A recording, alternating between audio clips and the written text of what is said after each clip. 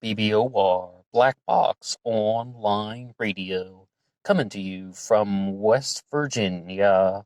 Black Box Ned 88 on Instagram for the bonus podcast. And all right, welcome to another one of our Zodiac killer discussions. And we're going to be looking at a particular suspect here named Robert Linkletter. And first, I would like to give a shout out to YouTube user Pedro Fernandez for suggesting today's topic. And if anybody has any ideas for future episodes here on this channel, you can drop your idea in the comment section below. Although I have to say, our topic list is getting pretty big right now. And this week I said that I would really like to get to some of your requests. So that's what will be coming out.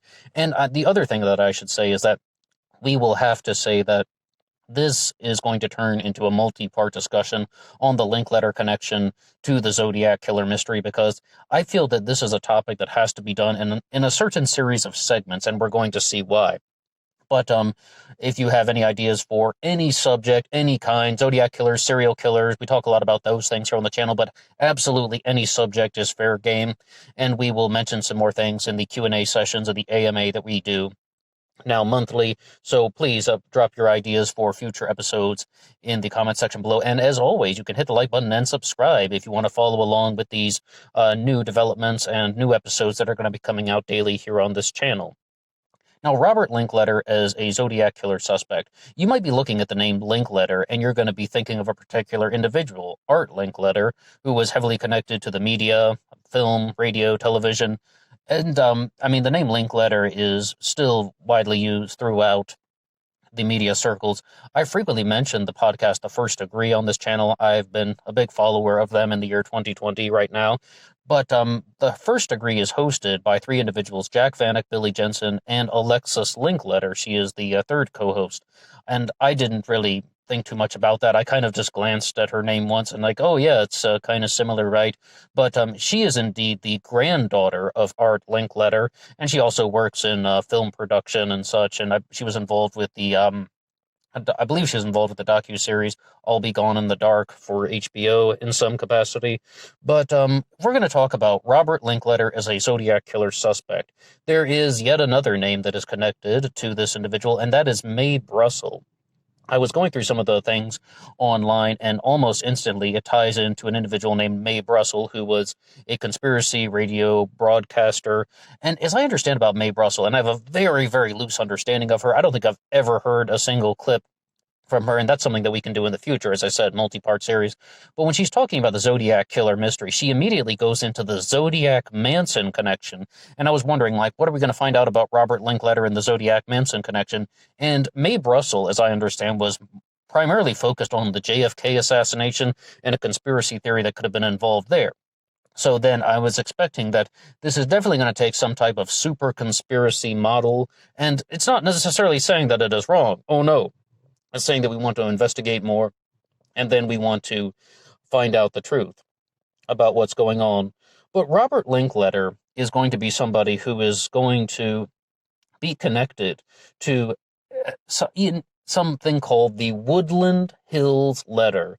And an individual named Bill W. wrote this out on free forums, something here that was published in the Los Angeles Times, and I think we should just have a little bit of a read here.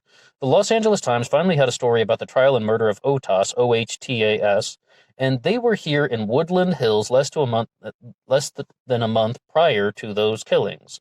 And then this individual that is named Robert, and they're leaving out the last name, just saying Robert, wore glasses, and he resembled someone that was connected to that murder trial. But I'm going to jump ahead here to the Zodiac parts. Robert was also identified by his sister as being the Zodiac killer 3 days before her death. And that, of course, was Diane Linkletter, who committed suicide in 1969. 1969, of course, will stand out in terms of Zodiac killer chronology for a few reasons. And she read his first message, and then that was partly coded.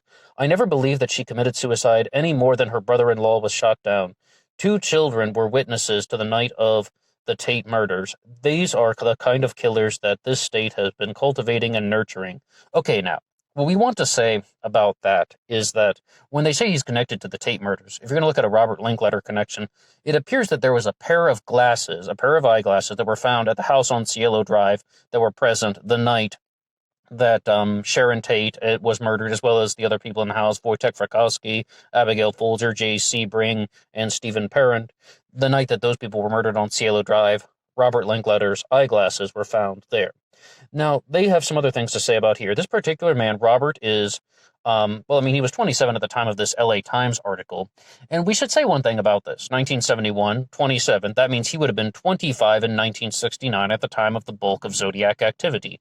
And in fact, Robert Linkletter would have been 25 for the entirety of the Zodiac chronology, the canonical crimes, beginning with the murders at Lake Herman Road on December 20th of 68, concluding with Paul Stein's murder on October 11th of 1969. Robert Linkletter's birthday was October 15th, and that is just a little bit, it's good to keep straight because he passed away in 1980 at the age of 35. And it was on September 12th, I want to say. I was just looking at the obituary prior to starting this recording. So on September 12th, and that was just over a month shy of his 36th birthday. So he was born in 1944, passed away in 1980, as we said. And that means that he would have been 25 during all of the canonical Zodiac killer crimes. What I've said about this particular age range is, I think if we are dealing with a single perpetrator in the Zodiac killer mystery, then we would have to look at what is more likely. If you're entertaining a single perpetrator theory, do you think that you're going to be dealing with someone closer to age 25 or somebody closer to age 40? Some people think that it's a suspect like Shel Cavalle, who was age 50, or even George Hill Hodel, who was age 68. I personally do not believe that. Now, prior to learning about Don Chaney, there was one thing that I said frequently about the Zodiac killer here on this channel. I think Don Chaney is absolutely one of the more likely suspects in the single perpetrator theory. But the thing to say is that I was expecting that if we were dealing with a single killer, one person being responsible for all the crimes and Zodiac activity, Lake Herman Road, Blue Rock Springs, Lake Berryessa, and Presidio Heights, that it would be somebody who was much closer to the age range of 25 rather than 40. I mean, a lot of people expect that there was a perpetrator who was in that type of age range. And then you can go down some other pathways when they're going to be looking at suspects like Louis Myers and saying that he was only 17 at the time of the first murder, and they're like, okay, that's where everybody went wrong. They were looking for someone who was much older than age 17. I personally don't subscribe to the Louis Myers theory anymore. I think that there are just too many inconsistencies with that. But the big thing to say about someone who would have been 25 at the time, you might not come to mind immediately, but I have to confess that I was also influenced by an individual named Eddie Seda in this type of thinking. Eddie Seda was the New York Zodiac killer, the New York copycat, who was caught and convicted, and he was in his early 20s at the time of the crimes. Now, I've said before on the channel that I would like to redo the discussion series that we did on the book, The Great Zodiac Killer Hoax of 1986, and do one on the myth of the Zodiac Killer. What I think would also be very valuable is to redo the upload on the New York Zodiac Killer. We did one single upload about Eddie Seda, and I think it would be good to redo that and perhaps even expand upon the New York Zodiac Killer copycat. But the thing to say with this one is that I think that this is kind of an age range that is very vital for a few reasons. It's not an accident that Eddie Seda was in his early 20s when he became the New York Zodiac Killer. The same way, I don't think it would be an accident if we were dealing with a perpetrator who was around age 25. Because we also talk about psychology on this channel, as I said, anything is fair game. We've been through a few things, like particularly I heard this in a lecture from Dr. Jordan Peterson, whom we talked about last week, and he said that between the ages of 16 and 25, there is a spike in creativity for males, as well as deviant and destructive behavior. The crime rates associated with males are at their peak in the ages of 16 to 25. Even I got in trouble with the law when I was 20 years old. It is totally normal and it is totally basic. And then what really happens is there is a decrease in testosterone, and that really fades out a lot of the criminal activities, or the deviant behavior, we should say. And one of the things that people really do predict about serial killers is that the decrease in testosterone as they get older is one of the reasons why they choose to stop killing, or they choose to have a cease to their homicidal tendencies. The predatory instinct just tells them that I'm no longer able to continue to commit these murders without getting caught. And many people believe that after the murder of Paul Stine, the killer came so close to getting captured that he was thinking that no matter what, I cannot do this again, or if I do, then I do not have to go out in this particular manner under the guise of being the Zodiac, trying to commit a Zodiac killer crime. I've done the thrill killing. Now it's like, if I do this one more time, I'm going to get caught. But what I would say about this one is, I've also been reading some other things about Robert Linkletter as a Zodiac killer suspect, and what we have to say is, I'd like to keep going with this post here from Bill W. This particular man, Robert, sometimes lets his beard grow. Within the past 2 years, I've seen him in all colors and wig lengths. I know him as Robert and also as the Zodiac. In Los Angeles, he sometimes waits for me on Ventura Boulevard, driving on my way to pick up some children from school. He follows behind and then moves to the side until he is sure I recognize him. Someone must know how smart he is. He sometimes stays at Lake Tahoe with his older sister, who is a widow and belongs to the Sierra Club, which is interested in the misuse of the environment. This Robert, may I say, has the eyes and fingerprints that should be checked. Also, I believe Dr. Oda, OHTA, must have prescribed those glasses that were lost the night of the Tate murders. A plea of not guilty by reason of insanity is no defense at all, that's actually referring to something different. Because of the horror that were brought upon by these murders, they should convict everyone who was brought in before the courts. End of reading the letter. And it does say that there, end of reading the letter. So I would once again like to give a big thank you to Bill W., who has posted this here on free forums. And when we're examining this thing about the Zodiac and the physical appearance, the Zodiac killer stated very clearly that he only looked that certain way when he was going out to commit these murders. And part of me just reading that had the silliest idea in the world that if you look at the differences in time between the Paul Stine murder and Lake Berryessa. Lake Berryessa occurred on September 27th of 1969. Paul Stine's murder occurred on October 11th of 1969. And I was thinking, did this perpetrator wear the hood at Lake Berryessa? And this is an if. I mean, we're looking at the Robert Linkletter theory. This perpetrator is wearing the hood because he's trying to hide a beard, and then he shaves the beard right before the Paul Stine murder. So that's why we have that composite sketch after the Stine shooting of this individual wearing the glasses and with a clean-shaven face. And is this one of the ways that this individual was trying to disguise his appearance by growing the beard out in his normal daily life, and then people wouldn't recognize him so easily? I don't know about that. Once again, I'm just trying to explore the theory, because as I said, this will turn into a multi-part series.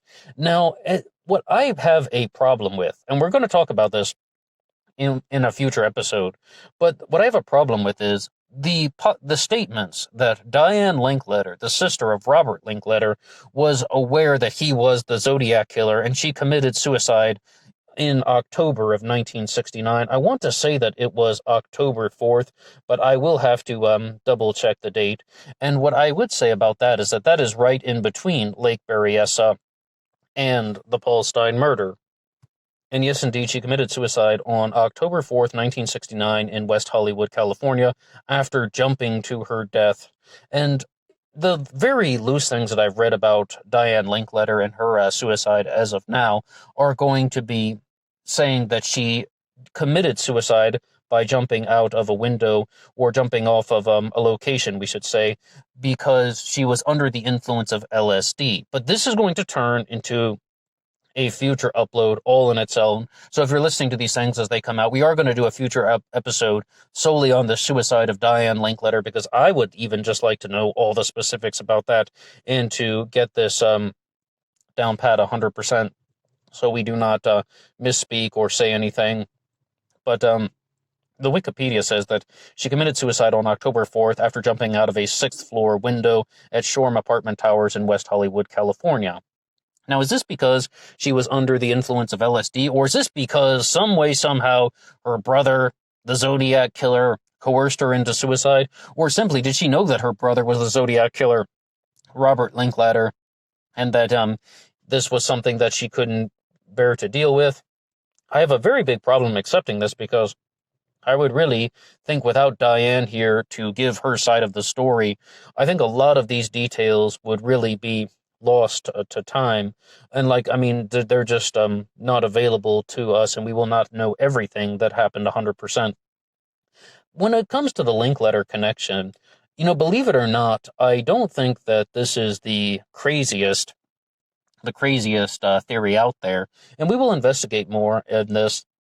And no matter what, if we are looking at a single perpetrator versus a group of people, it's possible we could be dealing with someone in their mid-20s, around the age of 25. I think that there could be a few reasons for that. I said some things about psychology, but the major suspects that I have talked about on this channel that I've definitely been leaning toward have actually been much older. And for example, when I talked about Hal Snook as a Zodiac killer suspect, even whether he's the architect of the hoax theory or the Zodiac killer himself, he was born in 1925, so he would have been around 44 years old. That's not exactly too old to be the Zodiac killer, but much older than age 25, and much older than the 25 to 40 demographic that most people think about. All right, and that's where we're going to have to leave it at for now. This is just an introduction. We will be saying a lot more things about the Linkletter connection, and as time goes by and someone can actually digest the material, they often think of new things. They often can look at the situation in a different way. And please, weigh in the comments section. And the only concluding note I would say is that I've noticed that a lot of people have been talking about the Linkletter connection to the Zodiac killer mystery on various sites and even in the comments section on other uploads. So I think that it's receiving a little bit of attention and people are examining the situation. But let's see what we find. And that'll be all for me. I will see you guys on Instagram for the bonus podcast. Until next time.